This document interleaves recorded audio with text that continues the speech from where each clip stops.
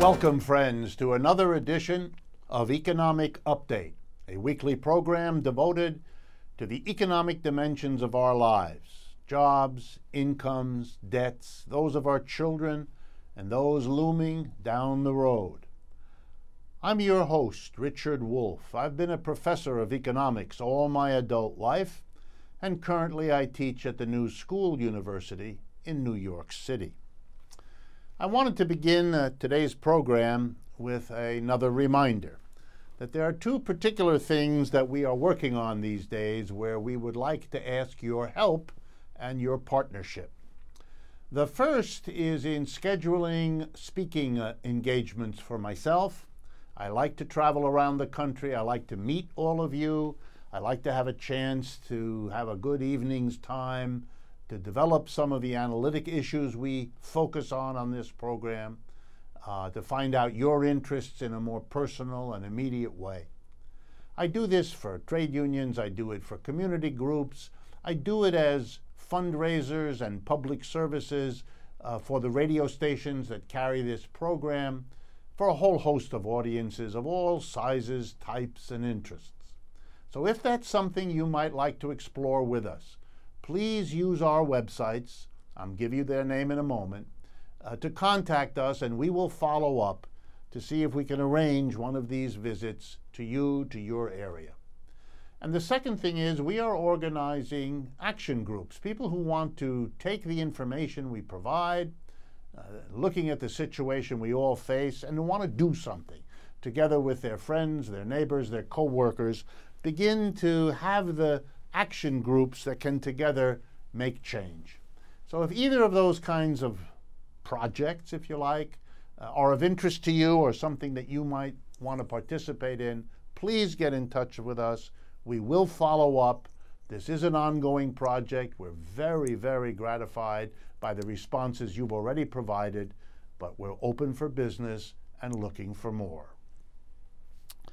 All right, let's jump in the updates here for June 2016. Well, last month a small victory was achieved, and because it kind of blew by without too much attention, I wanted to make sure you were all aware of it. There aren't that many victories like this, and when they're there, they should be celebrated. It does teach us, as indeed several of today's stories do, that struggle does win things, and that's a good reason to do it. This one has to do with the sugar industry. For many decades, sugar has been a problem in the American diet and in the American economy. In some ways, it's a little bit like cigarettes and tobacco, in the sense that there are companies pushing a product which, if taken in the wrong way, if taken in the wrong quantities, can be and has been dangerous to your health. Cigarettes and tobacco were that, and sugar has been that. Clearly, endless amounts of scientific work have demonstrated, for beyond all reasonable doubt, that excess consumption of sugar has a lot to do with the obesity problem of the United States, which is severe, with the diabetes problem in the United States, which is severe, with the damage to teeth, which was severe, although has been dealt with at least to some degree recently. And the history is always the same. Efforts by citizens groups, medical groups, advocacy groups of all kind, running afoul of the opposition and the well-financed opposition of the sugar companies and of those industries that use a great deal of sugar and that fill up their products with a great deal of sugar. So it is with great interest that I noticed in May a victory. In this case, it was the U.S. Food and Drug Administration in Washington that announced that it was going to make some changes in sugar labeling of products. It made that announcement back in 2014 after, as I say, decades of struggle. And then finally, in May of this year, they finally came out with a decision. They were going to require labels on food in the United States to carry with a bolder typeface so that people could actually read it and see it, the quantity of sugar in products, food products. And this requires a bit of explanation because there's two kinds of sugar in food products. One is the sugar that occurs naturally, and then the other is what's called sugar added. So you find out that the label, the new label that has now been decided over the opposition of considerable numbers of these industry groups, the new label says this is the total amount of sugar in the product, and this is the amount of sugar added. That's extra sugar put in by the food manufacturer to jack up the sweetness in the hopes of more sales. And I wanted to celebrate the FDA for sticking with it, to thank Michelle Obama, who had something to do with championing all of this and deserves some of the credit, and for all the people in the advocacy groups who pressured the soda manufacturers, the food manufacturers, and so on, to overcome their opposition, which had been so successful and for so long. If I had time, but I don't, to go into the details, I would have. There were some companies that were better than others in dealing with this. What I wanted to do, though, was to remind you of the long-standing lesson that all of this contains. Struggle works. It takes a long time, way longer than it should have. We'll never know how many people suffered sickness, illness, even death from diabetes, from obesity, how many people's teeth were ruined. That's all criminal behavior, criminal results, criminal in the general human sense, not so much the legal sense, behavior that we should never have had to struggle with to overcome. But that's how capitalism works, vested interests being what they are. So I wanted to leave you, though, with the following. If you're interested in the details, the best story I found was in the Washington Post, dated May 20th, 2016, an article by Roberto Ferdman, F-E-R-D-M-A-N, in the Washington Post, gives you all the basics. But to give you an idea of how severe it is here, a few statistics. The United States, according to the article, in the United States, we take in, on average, every man, woman, and child, 126 grams of sugar a day. That would be the equivalent of drinking 3 12-ounce cans of Coke. That's how much sugar we take in. To give you a sense of proportion, that is more than twice the average of the 54 countries that are currently surveyed by Euromonitor, that include countries like Britain, Canada, and many others, developed economic countries. So that we are off the chart in the amount of sugar we take in. According to the FDA, there ought to be a daily limit of 50 grams of added sugar. In other words, we should not consume more for our health than 50 grams of added sugar, that is added to what's already naturally occurring in the products we consume. So that if you were to accept and if you were to abide by the 50 grams of added sugar per day, you would have a problem, for example, with 1 can of regular Pepsi. Why? Because in 1 gram of regular Pepsi, it has 69 grams of added sugar. In other words, 1 can of Pepsi alone puts you at 138% of what you're supposed to get per day. So we still have the problem. The question now to see is whether decades of struggle to get a label on the item will indeed do something to curb this consumer good from the damage it has done to the health of the American people. Now another small victory in another corner of the world, but one, again, that deserves some attention. This time we're going to go to Sweden, and in particular to the major city there, Gothenburg, or Gothenberg, Gothenburg, Sweden. There have been an experiment, actually been several of them, but the one that I want to talk about has been going on now for quite a while, and there are some results, and that's why I'm bringing it to your attention. The experiment in question is to reduce the length of the working week from 8 hours a day to 6 hours a day, from a 40-hour week to a 30-hour week. And in particular, the way they've organized it in Sweden, you work 5 days a week, but you only work 6 hours, not 8 hours. This is interesting. Why was this done? Well, it was a proposal pushed onto the government of Gothenburg by the Left Party, a political party there, quite influential, which argued basically that a 30-hour week is both more humane, both more in line with Swedish values, and would in the end be better for business, something which the business community disputed, as you might imagine.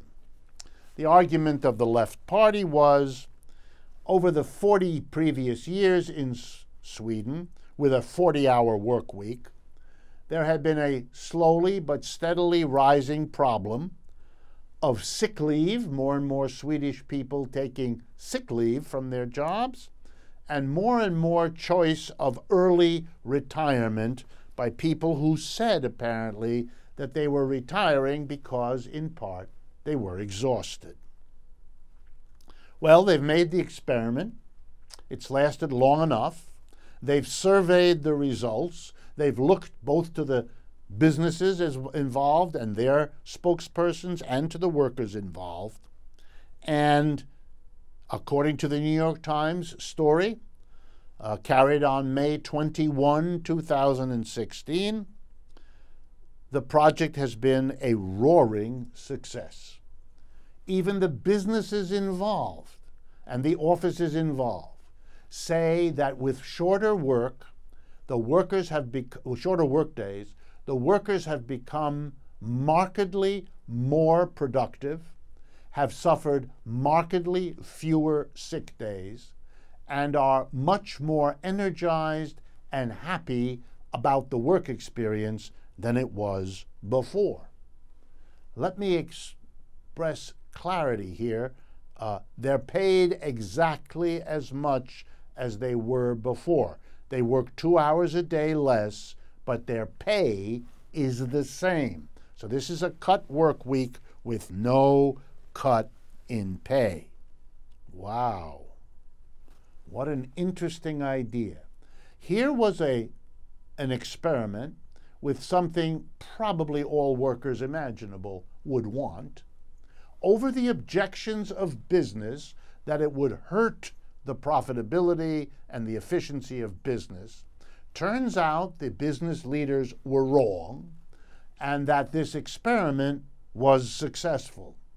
Now, clearly, it might not work in another country. It might not work in different industries.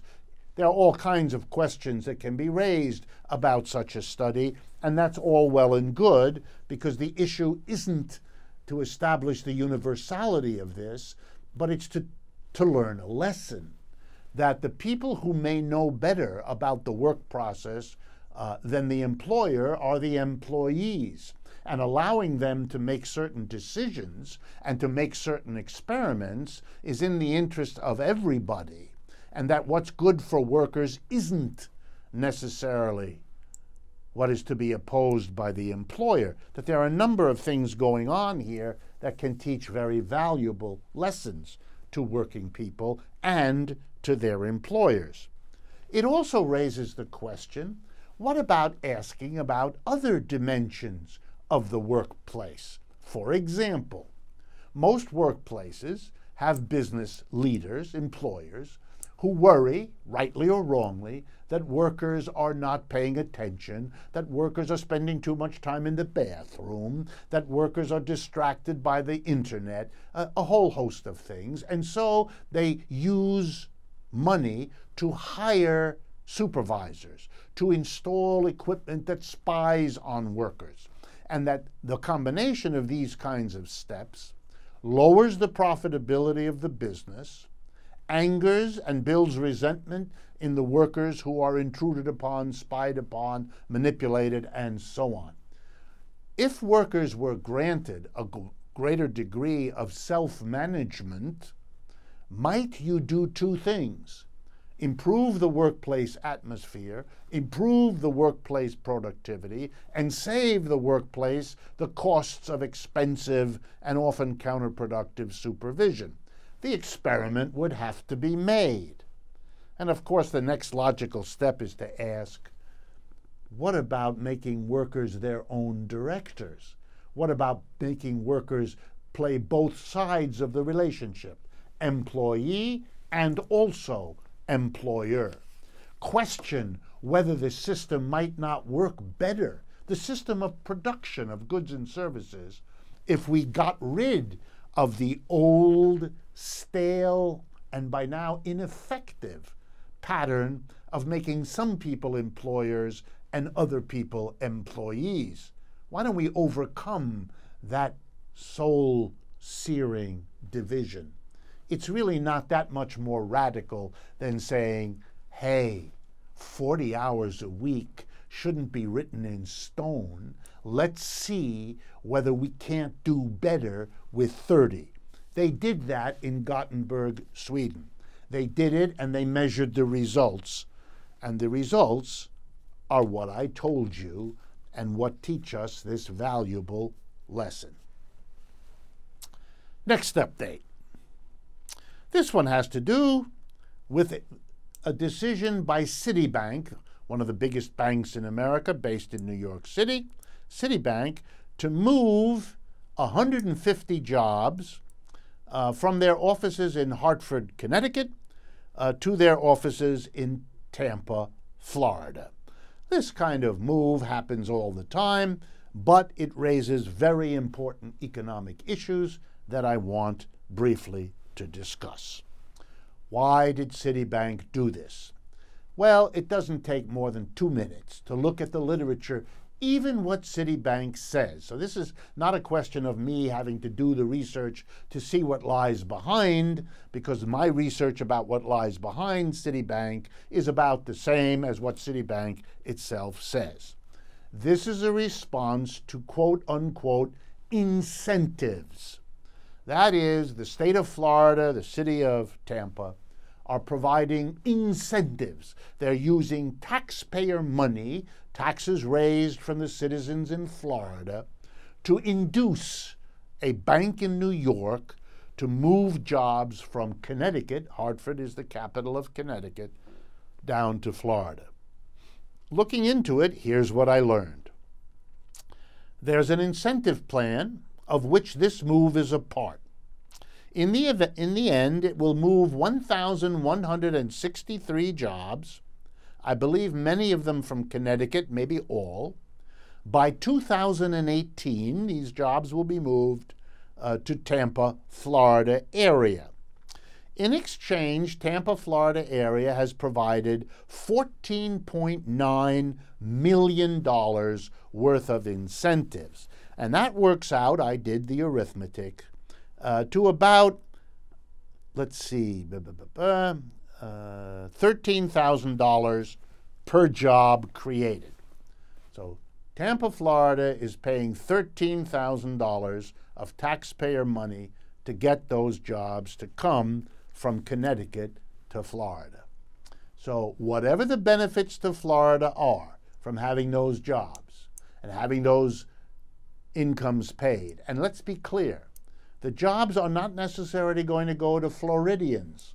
It's possible that people from Connecticut will move. It's possible that people from other states will be brought in by Citibank or by their own devices. So that's an open question. We don't know. And then there's the question of what will be the consequences of having those jobs filled in Florida. My guess is there will be some positive effects on the Florida economy. Having those people earning about roughly $75,000 per job will be the average pay. They will spend that money in Florida, so there's clearly going to be some gains in Florida. But of course, if you're an economist and you're thinking about the United States as a whole, whatever the gains to Florida, you'd have to weigh against them the costs. One thing is that $15 million that Florida could have used for all kinds of other things won't be available for those other things. They'll either have to not do $15 million worth of other things, or they'll have to raise $15 million more of taxes, and that'll be a negative impact on Florida. Then, too, there's the negative impact on Connecticut. It is going to lose all those jobs.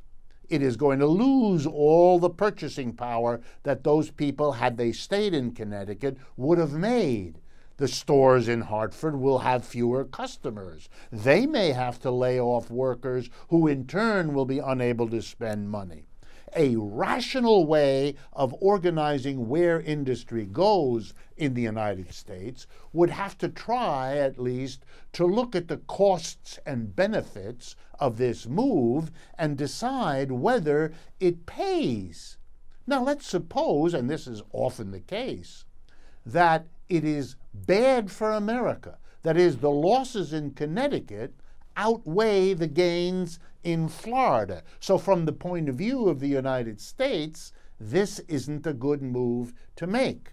The problem is the United States didn't make the investigation, and the United States didn't weigh in. In fact, the free private enterprise, in this case Citibank, made the decision all by its lonesome. And it did it because it was profitable. It did it because when they looked at the costs and benefits and got the free handout from Florida of $14.9 million, it made it a privately profitable thing for them to do, thanks to the nice fat subsidy from Florida. It might be good for Florida, and it certainly is good for Citibank, because otherwise they wouldn't have done it. But it's bad for the United States because the losses in one part of the country might be greater than the other. We don't even look at that question in this country. We don't even determine what the case is, and we don't do anything to make sure that what's bad for America isn't in fact what is privately decided by these companies. And here's the worst of it. All that will now happen, because we do not have a rational way in a capitalist economy like ours to have these decisions made properly. It's a failure of our capitalist system. But the failure is worse, and here's why. Connecticut will likely respond to all of this by thinking, oh my goodness, we better offer incentives, I'll use the word these folks like when they write their reports, to prevent more companies from doing what Citibank did. And indeed, other states looking at this whole thing say, hey, if we had known about this, we might have offered Citibank even more money, not just $14.9 million, I don't know, maybe $20 million, maybe $30 million, to come to our state, Arizona, or maybe some other state where Citibank has already some employees, as it does in Florida. In other words, this is going to be another moment in what is widely and correctly called a race to the bottom. That is, we are driving all the cities and states of America to compete with one another for corporate location decisions. More and more tax money is being used not to provide goods and services for the citizens of the states paying the taxes, but to provide what are simply bribes by another name, in this case the name incentive, to get companies to come. And of course the companies, seeing this game for what it is, will play the cities and states against one another. Even if they're not thinking of leaving a particular city or state, they'll tell the local officials, we're thinking about it, and boy, would it help us in our thinking if you provided some incentives. Or maybe they'll go out and get a friend of theirs in a city government somewhere else to offer an incentive just so they can take it to where they already are and see if they can't do better. You understand the picture? We are being held hostage, we the taxpayers, in a game that we are structured to lose as more and more of the city and the taxpayers' money is being siphoned into the coffers of private enterprise as they make us beg and compete for where they're going to locate by shifting more resources out of the public domain and into the private domain. This is no way to rationally organize the decisions about where production happens, where offices are located. It's what corporations want because it draws more and more public money into their hands. So the next time you hear some private enterprise enthusiast tell you about how America is to be so thankful for the private enterprise system, please remember this story occasioned by the move of Citibank out of Connecticut and to Florida as a very powerful co-example or counter-example of what the enormous costs are to us as a people, to our governments, to our taxes, and to the efficiency of our production system by allowing companies to make these decisions based on private profits and government incentives rather than on the merits of the case, what's best for the American working people and for the American economy. This is a dangerous road, and we are on it, and we've been on it for a long time, and the costs are reflected in the quality of the economy we have now. We've come to the end of the first half of today's program. Please stay with us. We will be back very, very shortly with the second half, and I think you will find some of the larger topics dealt with there of great interest to you. And remember, please, to make use of our websites, rdwolff.com and democracyatwork.info. That's Democracy at Work, all one word, .info. We will be right back.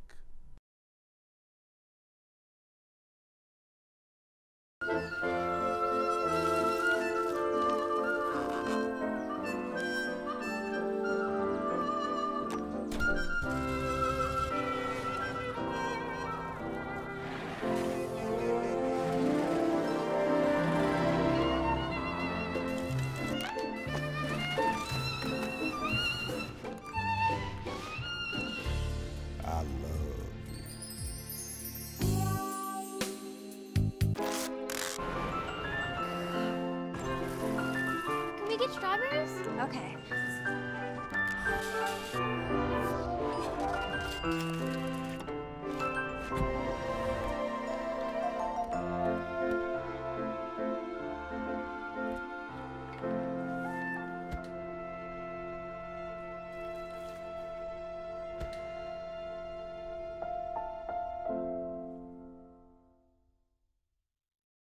I'm Anne. I'm a scientist. Recycling takes a team. Why don't you let me And me. help you out? Everyone plays a part.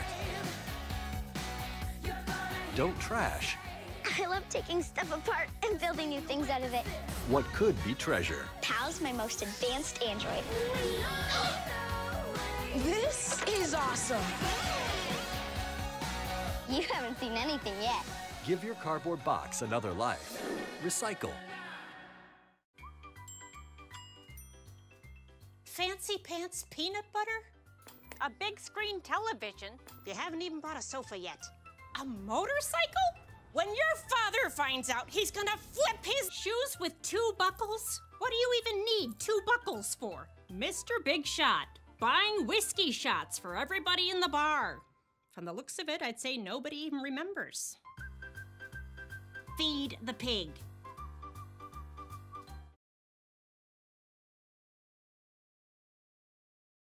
Welcome back, friends, to the second half of Economic Update.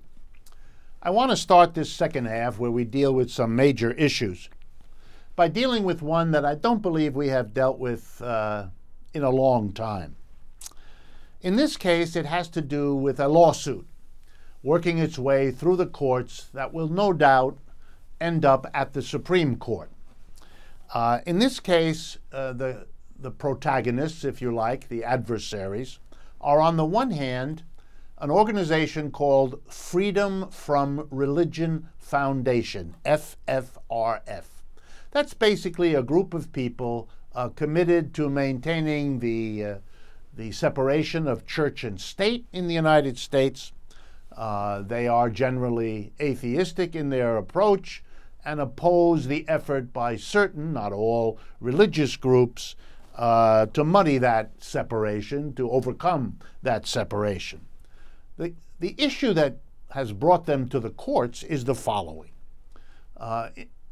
Pursuant to a law passed back in the 1950s, preachers, priests, rabbis, clerics working in religious institutions who receive as part of their pay package an allowance for housing, a certain amount of money to help them pay the cost of their homes, that amount of money is exempted from the federal income tax. In other words, those individuals don't have to pay an income tax on that portion of their payment that is a housing allowance. What happened is the Freedom from Religion Foundation said that this was a discrimination for people involved in religion, and they applied themselves for a similar exemption for the part of their income that was a housing allowance, and the Internal Revenue Service denied their request. They took them to court, and they got a judgment from a federal court judge, District Judge Barbara Crabb in the Western District of Wisconsin, who said that indeed the FFRF was correct, and that either the exemption would have to be given to them too, or it couldn't be given to a religious institution or someone working for it. And then a later court threw it out, and now it's going back in, and it will go through the courts. So here's the issue it raises that I want, at least briefly, to discuss with you. It is important that everyone understand that in the United States, we subsidize religion. And here's how that works. This kind of housing allowance is a small part of this story. It involves, by one estimate, a mere $700 million. Now, certainly that's a great deal of money, but it is a very small part of what's at stake here. We're talking tens or hundreds of billions of dollars when you think about the money that is not paid in taxes by the churches, the synagogues, the mosques, and other religious institutions in the United States. Here's how it works. You are given an exemption both at the federal level and at the state and local levels. It means, for example, that if a church has a portfolio of stocks that earn dividends, if it owns bonds that earn interest, if it trades those securities and gets capital gains, none of those kinds of income, dividends, interest, capital gains, has to pay any tax to Uncle Sam, nor any income tax to any state government. But it goes further than that. When a church sits on a piece of land, which of course it must, and it has erected an impressive building that has in it all kinds of equipment, computers and all the rest. All of that kind of real value, real property it's called, land, buildings, inventories of equipment in buildings. If you are a private business, you must pay property tax to the locality where this business sits, where it exists. But if you are a church or a synagogue or a mosque, you are exempt from property tax. That's why we're talking hundreds, probably, certainly tens of billions, probably hundreds of billions of dollars in tax revenue not charged to religious institutions. In other words, they don't have to come up with the money to pay their taxes. They are entitled to receive exactly the same public services that have to be paid for as the tax-paying institutions, but they don't pay any taxes. In other words, the police department has to provide police services to churches, synagogues, and mosques. The health department has to clean the air and water that these religious institutions use. The fire department has to be ready to rescue them and to prevent fires in their institutions. The school system has to educate the children of these institutions, to teach them reading and writing so that they can go work in those religious institutions and be productive in the process of doing so. In other words, everything the federal, state, and local governments do has to be delivered to the churches, but the churches don't have to pay for any of it, the way citizens do and the way private enterprises do, etc. And that's a way of subsidizing religion. Why do I stress that? Because there are many, particularly the conservatives amongst us, who believe that everything ought to pay its own way. At least they say so. If churches had to pay their own way, they would have to charge their parishioners, pass the plate around for donations, raise the money, to pay not only for the food they buy, for the furniture they use, for the electricity they purchase, but they would have to pay taxes, like everybody else, to pay for the public services delivered to them, as are delivered to everybody else. But we don't do that. We don't know in the United States what would happen to the institutions of religion if they were required to pay the same taxes levied on everybody else. We subsidize religion by freeing them from all tax obligations. This is peculiar when you think about the separation of church and state, because clearly this is the state giving a special benefit to religious institutions that most other institutions do not qualify for. It is true that, like religious educations, charitable and educational institutions are also provided with tax-exempt status, are freed from the obligation. And I have often spoken particularly about the example of rich universities being exempted. But there are, of course, quite rich churches and mosques and synagogues, and there's the question that can be raised whether those who do not believe in one or any of these religions ought to be required to, in effect, subsidize institutions they not only do not participate in, but are perhaps philosophically opposed to. If you are an atheist or an agnostic, and there are millions of them in the United States, it is an interesting question whether it is appropriate or consistent with the Constitution to require them to pay taxes for an institution to which they are opposed. We see right away in the United States today all kinds of complicated struggles by people who don't want to be required by the government to support contraceptive provision as part of health care, abortion services as part of insurance policies, and a whole host of other issues in dispute. But as the Freedom from Religion Foundation is making clear in its suit against the Internal Revenue Service, which will have to be decided by higher courts, there is an opening and a growing wonderment and a debate about the long-standing practice in the United States of providing a tax-based subsidy so huge to organized religion, and a wondering about what the size and social influence of organized religion would be if it had to pay taxes to fund the public services of which it makes use. Next item to get some attention from us is a book. From time to time, I like to bring to your attention books that I think raise major issues that you might want to take a look at. And the book in question is the following. The author is Douglas Rushkoff. I'll spell his last name, Rushkoff. The title of his new book is so arresting that I guess you will remember it. Here's the title of his new book, Throwing Rocks at the Google Bus. So this is Douglas Rushkoff's new book, Throwing Rocks at the Google Bus. Now, what's the point of Mr. Rushkoff's book?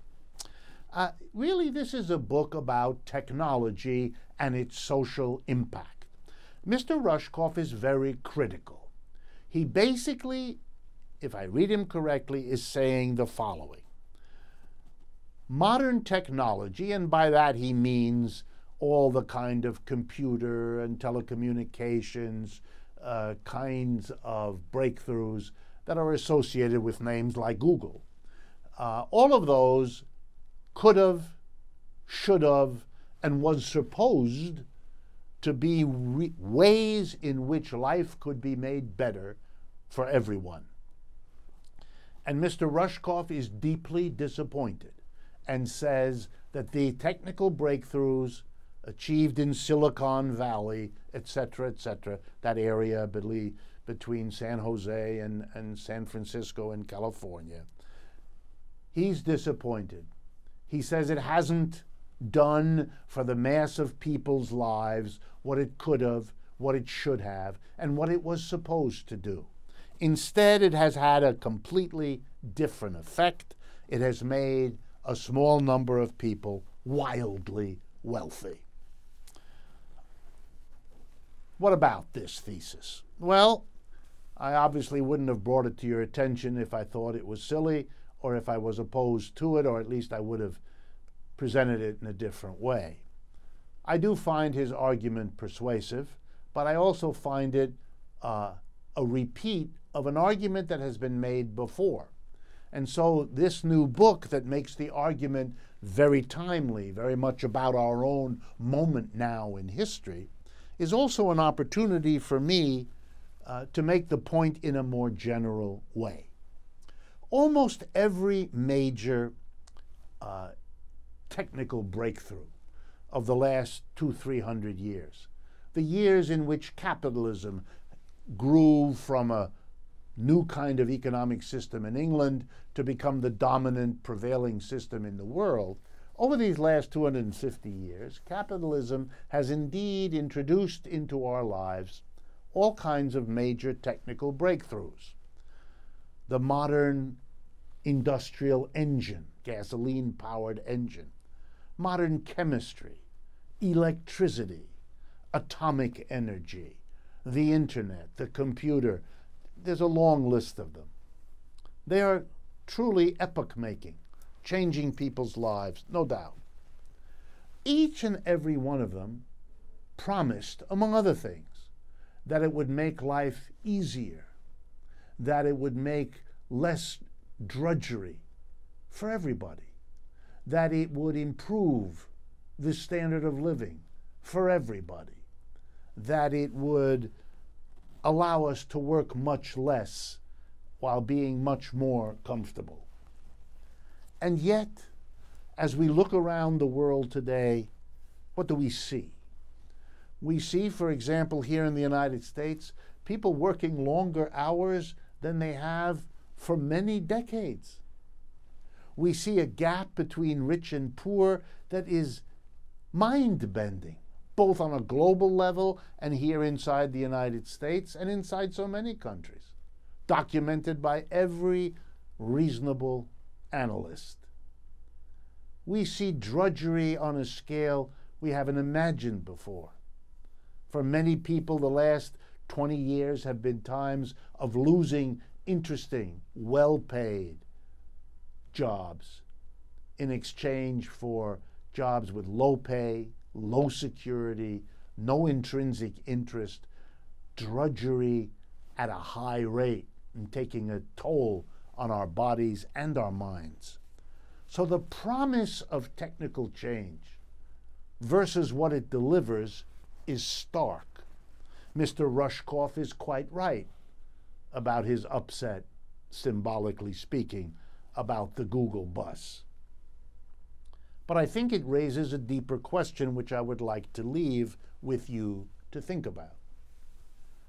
The problem is not technology, and I don't think the problem is even capitalism insofar as it stimulates technical change. It has always done that. You might want to quarrel, as I certainly do, with what kinds of changes it stimulates and what kinds it doesn't.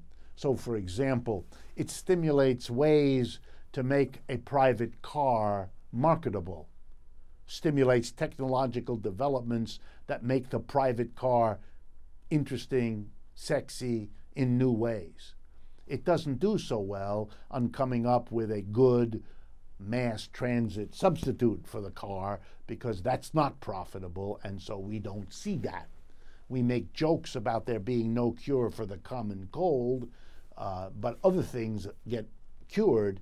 Okay, that has to do with wealth and income of the people who fund the technology that gets changed. So I have my criticisms. But here we're talking about not the way capitalism stimulates technological change, but rather how capitalism distorts the consequences. Every change in technology, every way that is figured out to make something new or to make the process of production more efficient, could introduce a better standard of living for everybody and could introduce more leisure, less work. If it hasn't done so, it's because the system that provokes the technological change, the system in which the technological change happens, is one driven first and foremost by the proverbial bottom line, by profit. We really shouldn't be surprised that in a capitalist system, everything, including technical change, is subordinated to the one dominant imperative: make money, grow profits, and all the rest. So yes, technology has been put to the service of profit just like everything else has. And that's the result. And Mr. Rushkoff is right to be disappointed. But this is a deep problem of how capitalism works. And a final point on technology. Capitalists like to boast that their system is technologically dynamic. And to a point, they're right. It is. It has been, and it continues to be. But let's be careful what we're comparing it to. In a capitalist system, technologies are pursued that are profitable. Technologies are adopted if and when they are profitable.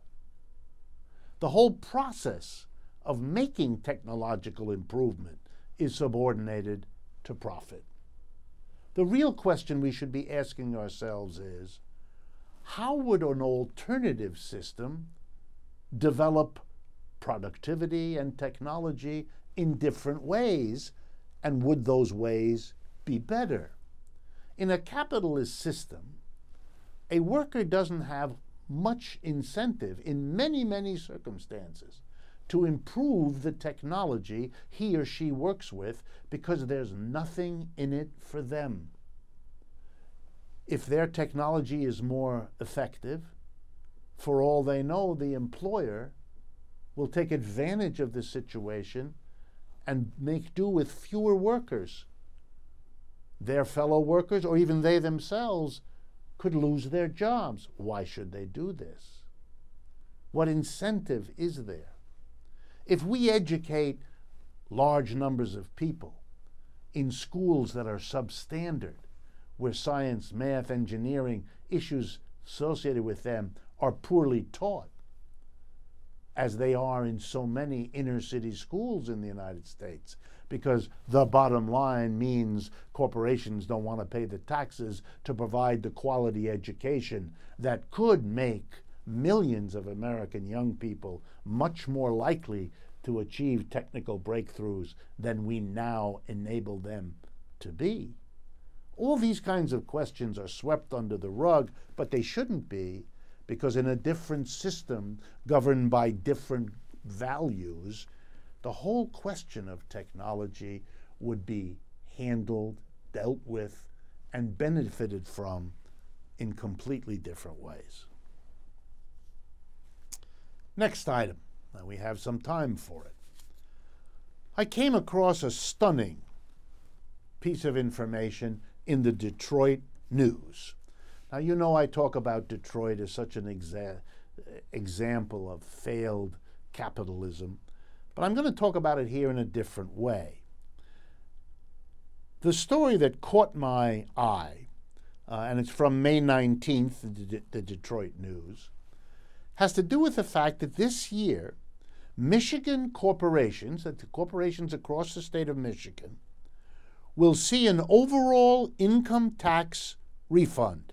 In other words, they are going to get back from the state of Michigan more money than they pay into the state of Michigan in taxes.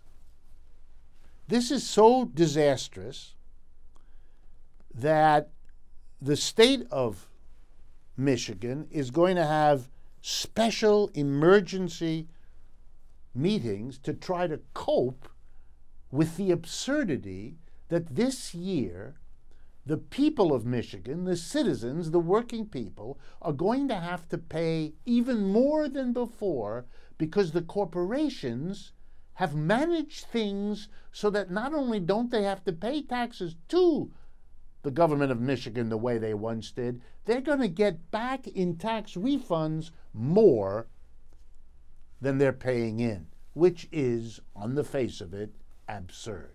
Well, why did this happen? Well, here comes the answer.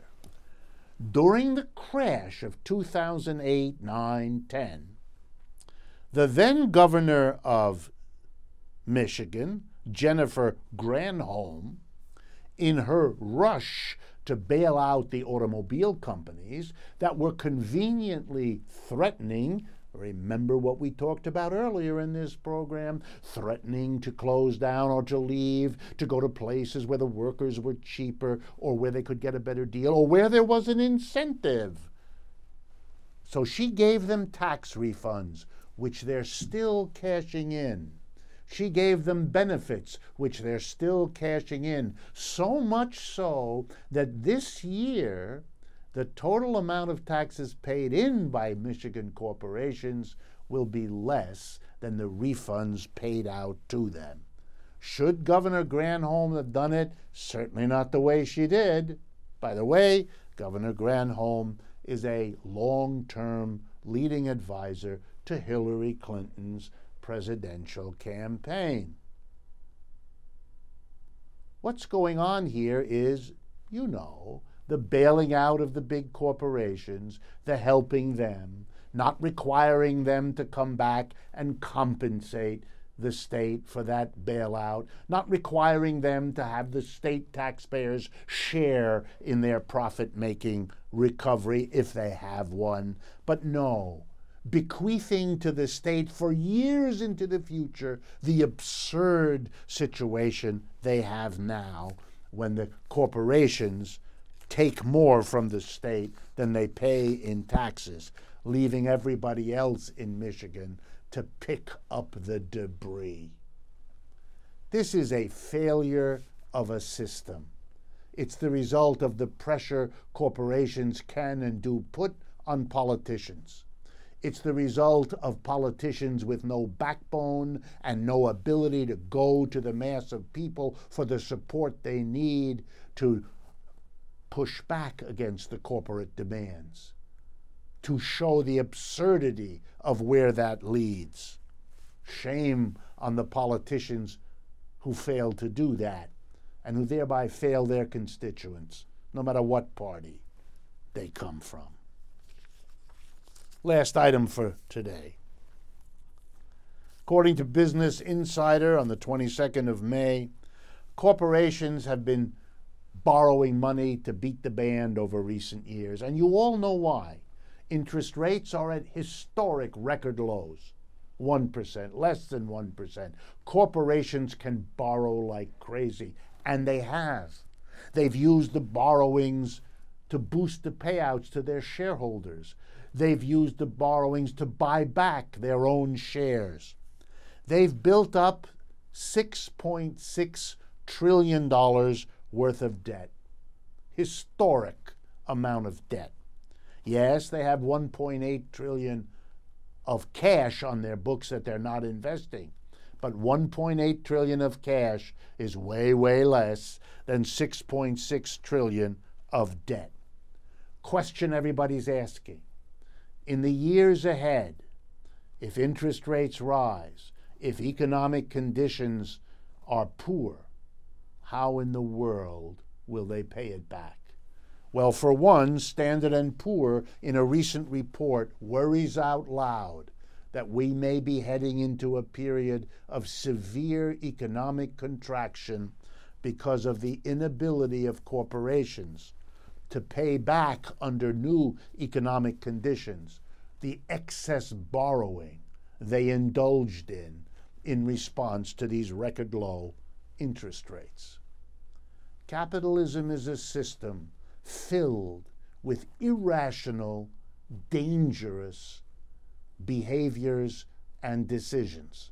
And one of the reasons we're so long overdue for a debate over capitalism is that these have to be put into the public eye so we can identify weaknesses and take the necessary steps before we're overwhelmed by them. We've come to the end of another program. I'm really pleased to have been able to spend this time with you to bring to you the research that we at Democracy at Work do. Please make use of it. Share it. Use what's on our websites, rdwolff.com and democracyatwork.info. Follow us on Facebook, Twitter. Communicate to us as well as follow us through those websites. Let us hear from you. We read everything that you send us. We want you to partner with us, just as we thank truthout.org, the independent source of news and analysis that has been a partner with us for all these years. Thank you for being with us, and I look forward to speaking with you again next week.